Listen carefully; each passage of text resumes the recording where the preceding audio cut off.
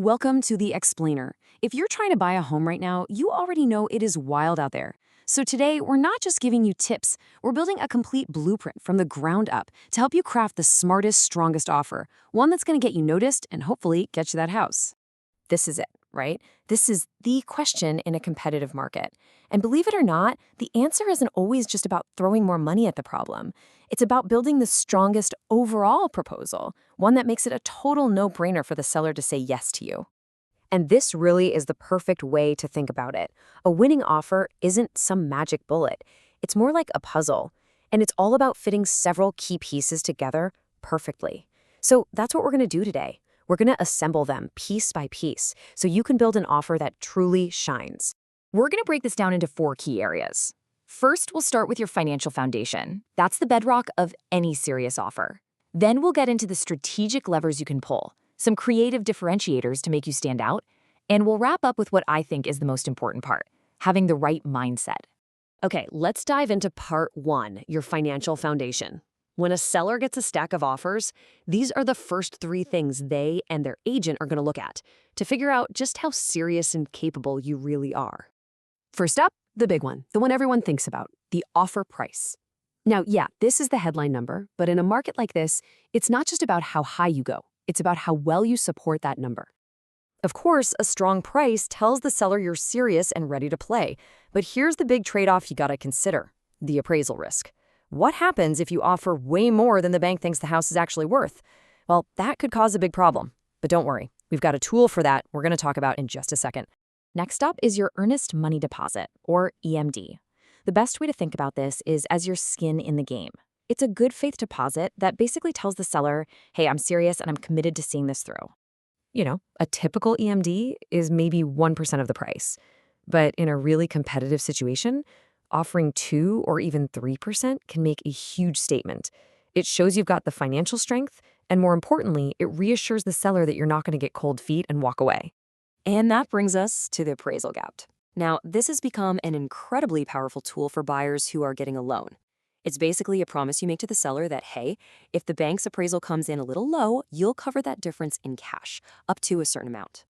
And this shows you exactly how it works. Let's say you offer $500,000 for a house, but the appraisal only comes in at $485,000. With an appraisal gap clause, you'd bring that extra $15,000 in cash to closing. This removes a massive piece of worry for the seller and makes your financed offer look almost as strong as cash. It's a game changer. All right, let's move on to part 2, the strategic levers. This is where we learn that being flexible can sometimes be just as valuable, if not more valuable, than just offering more money, especially when a seller is trying to decide between a few good offers. The settlement timeline is a perfect example of this. You might think a faster close is always better, right? But what if the seller is stressed about finding their next home? In that case, the key isn't speed. It's about matching whatever the seller actually needs. So by simply asking what timeline works best for the seller, maybe they need a really quick close, or maybe they need to rent the house back from you for a month, you can solve a massive headache for them. This adds huge value to your offer, often at very little cost to you, and it can absolutely be the thing that makes them pick your offer over a higher one. Okay, listen up, because after the price, your inspection strategy is probably the most powerful lever you have. This is where you have to find that sweet spot, balancing your need to be protected with the seller's desire for a really smooth, predictable sale. So, think of this like a ladder of risk and reward. Down at the bottom, you've got full protection. You can inspect everything and ask for repairs, but as you climb that ladder, you start giving up some of those rights, which makes your offer way more attractive to the seller. All the way at the top is waiving inspections completely, super strong, but also super risky. Figuring out which rung of the ladder you're comfortable on is a huge strategic decision. Okay, so we've covered the big stuff. Now let's look at a couple of creative differentiators.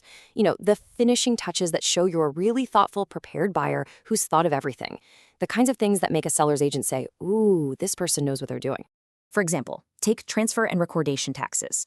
This is something a lot of buyers don't even think about. In a lot of places, these costs are split 50-50 between the buyer and the seller. But what if you offered to cover the seller's half?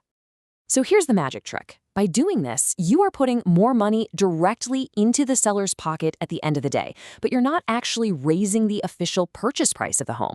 It's a really clever way to boost the net value of your offer and make it stand out.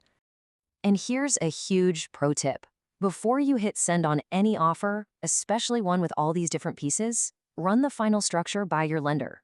This is your safety check. They'll confirm your total cash needed to close and what your monthly payment will look like, just to make sure the whole thing is solid and you are 100% comfortable before you commit.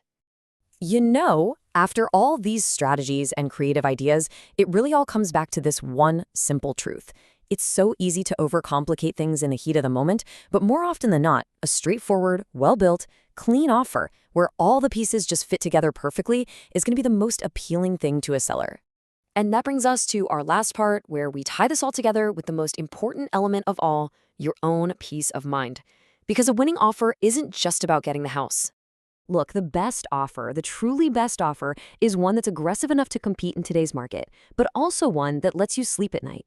It's about putting your best foot forward while also making sure you're protected and financially comfortable with the decision you've just made. And that is the ultimate question you have to ask yourself. As you use this blueprint to build your offer, just think, if someone outbids me by just a little bit, am I going to regret not going higher? If I waive this protection, am I really going to be okay with that risk? Answering those questions honestly is how you build an offer you can be proud of, no matter what the outcome is.